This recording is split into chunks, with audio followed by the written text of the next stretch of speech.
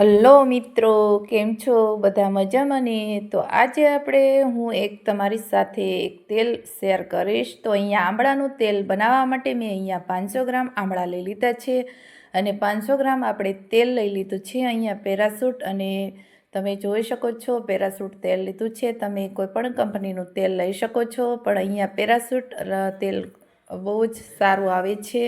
અહીંયા આપણે સરસવનું તેલ લીધું છે. સરસવનું તેલ પણ આપણે બંને તેલને મિક્સ કરી અને આપણે અહીંયા તેલ બનાવીશું. તો વજનમાં જોઈએ તો 500 ગ્રામ છે અને 100 ગ્રામ જેવું આપણે સરસવનું તેલ એડ કરીશું. સરસવનું તેલ તમારે ન એડ કરવું હોય તો તમે તલનું તેલ પણ એડ કરી શકો છો. સરસવનું તેલ છે તાસીરમાં ઠંડુ હોય છે. તો અહીંયા આપણે આંબળા છે તેને સારી રીતે વોશ કરી લેશું. અહીંયા આપણે આંબળા છે તે તાજા અને ફ્રેશ લીધા છે. સહેજ અમથા પીળાશ ઉપર હોય પાક ઉપર તો તેનું તેલ ખૂબ સારું એવું બને છે. જ્યારે આંબળા પસંદ કરતી વખતે એકદમ ગ્રીન આંબળા હોય એવા તમારે લેવાના નથી. તો અહીંયા બધા વિટામિન સીથી ભરપૂર હોય છે આંબળા, અને આંબળા વાળ માટે તો ખૂબ જ ગુણકારી હોય છે. જો તમે આવું તેલ બનાવી અને ઘરે લગાવશો તો વાળ તમારા સફેદ થતાં અટકી જશે અને જે મૂળમાંથી વાળ નવા આવશે તે પણ તમારા બ્લેક વાળ આવશે. તો અહીંયા તમે આવું 15 દિવસ સુધી આવું તેલ લગાડશો એટલે ધીમે ધીમે તમારા વાળ છે તે કાળા તો થઈ જશે અને સફેદ થતા હશે તે અટકી જશે. માથામાં ખોડો થતો હશે તે પણ દૂર થઈ જશે. તો અહીંયા આપણે વાળમાં આ રીતે લગાવવામાં આવે છે આંબળા ખૂબ જ વાળ માટે ગુણકારી છે અને વાળને કાળા કરવાનું કામ છે તે આંબળા જ કરે છે. તો અહીંયા આંબળાના આ રીતે ઠળિયા છે તેને કાઢી લેશું અને આપણે પીસ આ રીતે કરી લેવાના છે અને આપણે તેને એકદમ પીસી અને આપણે તેલ બનાવવાનું છે. અહીંયા તમે બીજા ઇન્ગ્રીડિયન્ટ્સ પણ એડ કરી અને બનાવી શકો છો, પણ હું ખાલી આંબળાનું તેલ બનાવું છું. જ્યાં બહાર મળે તેવું જ આપણે ઘરે બનાવીશું. ઘરે બનાવવામાં કોઈ પણ જાતના આપણે કેમિકલનો યુઝ કરવાનો નથી. કુદરતી અને નેચરલ વાળ છે તે આપણે કાળા થશે. તો તમે આ રીતે તેલ ઘરે બનાવી અને 1 વર્ષ સુધી સ્ટોર કરી શકો છો અને તેલ છે તે બગડતું નથી.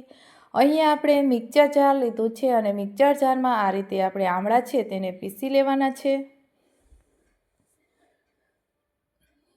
તો તેમાં આપણે પાણી એડ કરીશું નહીં. પાણી એડ કરવાથી તે તેલમાં પણ પાણી થશે, એટલે એટલા માટે આપણે પાણીનો યુઝ એક પણ ટીપું કરવાનું નથી અને આ રીતે મિક્સર જારમાં પીસી લેવાના છે. તો અહીંયા આંબળા છે તેનો આ રીતે માવો પેસ્ટ એટલે માવો તૈયાર થઈ ગયો છે.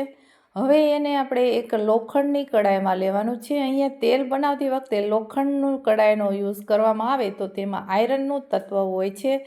વાળ કુદરતી અને કાળા અને નેચરલ તમારા વાળ કાળા થઈ જશે. તો અહીંયા મેં એક કડાઈ લીધી છે અને તેમાં આપણે જે આ આંબળાનું મિશ્રણ કરેલું છે પીસેલું એ આપણે એડ કરીશું. અહીંયા તમારા વાળ ફાટી જતા હોય, બરડ થઈ ગયા હોય તો તમે આવું માથું ધોઈ અને રાત્રે તેલ લગાડી અને સૂઈ જવામાં આવે અને સવારે તમે માથું ધોઈ નાખો તો તમારા વાળ કાળા, લાંબા અને સિલ્કી થશે અને જે સફેદ થતા હશે તે પણ અટકી જશે. અત્યારે બધાને એક જ સમસ્યા છે કે મારા વાળ સફેદ થઈ ગયા, પણ અત્યારે તમે હજી તમારી એજ નાની હોય છે ત્યારે તમે આવું તેલ લગાડવામાં આવે તો તમારા વાળ છે તે સફેદ થતાં અટકી જશે. અહીંયા મેં કોકોનટ તેલ છે નાળિયેરનું, તે પેરાસૂટ 500 ગ્રામ લીધું છે અને અહીંયા 100 ગ્રામ આપણે સરસવનું તેલ લેશું. તમે સરસવની તેલની જગ્યાએ તમે અહીંયા તલનું તેલ પણ એડ કરી શકો છો. તલનું તેલ છે તે તાસીરમાં થોડુંક ગરમ હોય છે અને તે એટલા માટે આપણે અહીંયા સરસવનું તેલ લીધું છે અને ગેસની આંચ અહીંયા થોડીક હાઈ રાખી છે. જો આપણું જે આ તેલ થોડુંક ગરમ થાય એટલે એકદમ સ્લો ગેસમાં આપણે 15થી 20 મિનિટ જેવું આ તેલને છે ઉકળવા દેવાનું છે ધીમા તાપે. તેલ બનાવતી વખતે હંમેશા એક વાતને ધ્યાન રાખવાનું છે, ગેસની આંચ આટલી સ્લો રાખવાની છે તમારે, હાઈ રાખવાની નથી. તો તમારું તેલ છે તે બધું બળી જશે અને કાળું થઈ જશે. એટલા માટે આપણે કલર પણ જળવાઈ રહે અને તેલ પણ સારું ધીમે ધીમે બનશે. તો તમે જોઈ શકો છો 5 મિનિટ જેવું થઈ ગયું છે અને તેલ પણ સરસ આપણું બનવા લાગ્યું છે. તો અહીંયા તમારે ગેસ ધીમો કરી અને વચ્ચે વચ્ચે આ રીતે ચમચો ફેરવતો રહેવાનો છે.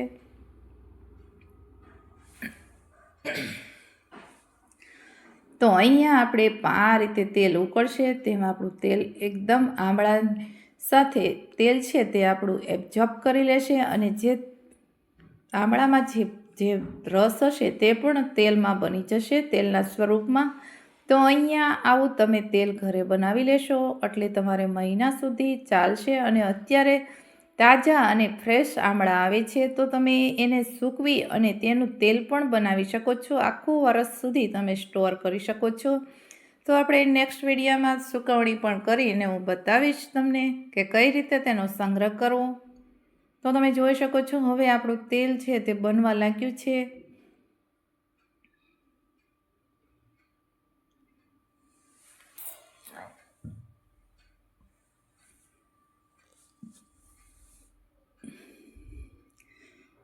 તમે તેલ તો ઘણાય બનાવી હશે પણ આમળાનું તેલ તમે અત્યારે સિઝન પ્રમાણે બનાવશો તો તમારા વાળ કાળા થશે અને સફેદ થતા હશે તે પણ અટકી જશે. તો અહીંયા આપણું તેલ રેડી થઈ ગયું છે. 15 મિનિટ ઉપર થઈ ગયું છે અને હવે આપણે ગેસ છે તેને બંધ કરી દઈશું. તો અહીંયા તેલ છે તે આપણું એકદમ હળવું થઈ જશે. તૈયાર થાય એટલે તમારે સમજી લેવાનું કે આપણું તેલ છે તે હલકું થઈ જશે અને જે આંબળા છે તે પણ એકદમ હળવા થઈ ગયા છે અને તેની સાથે મિક્સ થઈ ગયું છે માવો. તો અહીંયા આંબળાનું તેલ તમે આ રીતે બનાવી શકો છો અને અમુક ઇન્ગ્રીડિયન્ટ્સ તમે એડ કરી અને એ પણ બનાવી શકો. મેથી દાણા અને જે અળસી આવે છે તેને એડ કરીને પણ બનાવી શકો છો. પણ અહીંયા આપણે ખાલી આંબળાનું તેલ બનાવીશું. નેક્સ્ટ વિડીયોમાં એ પણ હું તેલ તમને બનાવી અને બતાવીશ, વિડીયો મૂકીશ. તો અહીંયા તમે જોઈ શકો છો તેલ આપણું આ રીતનું કંઈક અલગ કલર આવી ગયો છે અને આંબળા છે તે તેલને એબ્ઝોર્બ કરી લીધા છે. અને આવી કોટનનું કપડું છે એક રાખવાનું છે અને કોટનના કપડામાં આ રીતે તેલ છે તેને એડ કરવાનું એટલે તેલ એકદમ આપણું ચોખ્ખું બનશે. તો તમે જોઈ શકો છો આ રીતે આપણે નેચરલ અહીંયા આપણે આંબળાનું તેલ બની અને રેડી થઈ ગયું છે. હજી એક પ્રોસેસ બાકી છે. તો તમારે હાથ પણ અડાડવાના નથી. અહીંયા ચીપિયાની મદદથી આ રીતે તમે દબાવશો એટલે તમારું તેલ છે તે બધું નીતરી જશે.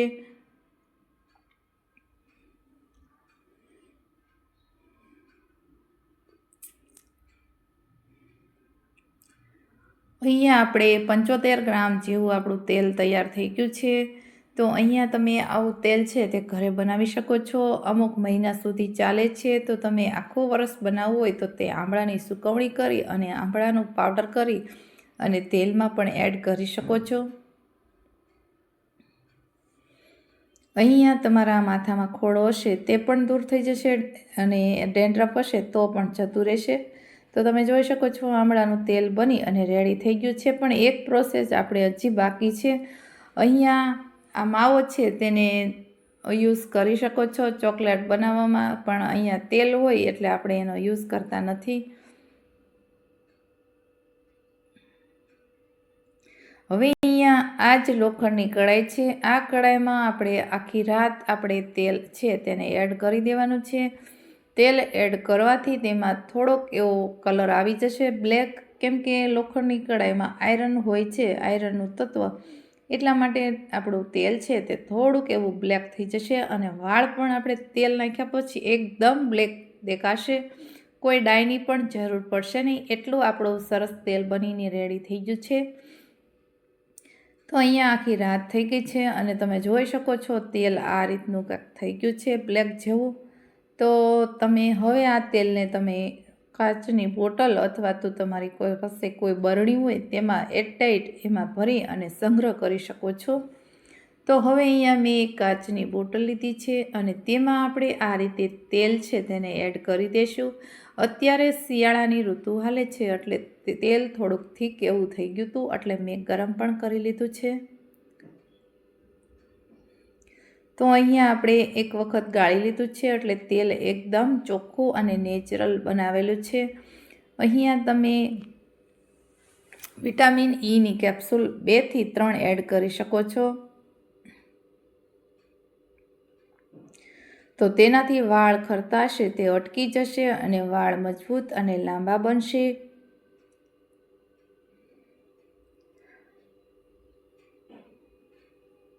તો તમે જોઈ શકો છો અહીંયા આપણું આ રીતે આંબળાનું તેલ બની અને રેડી થઈ ગયું છે.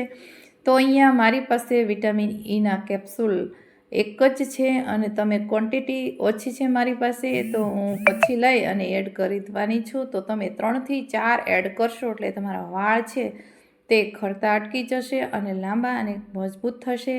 તો આવા તમે 3થી 4 કેપ્સ્યુલ એડ કરી શકો છો અને ચમચીની મદદથી આપણે મિક્સ કરી દેવાનું છે.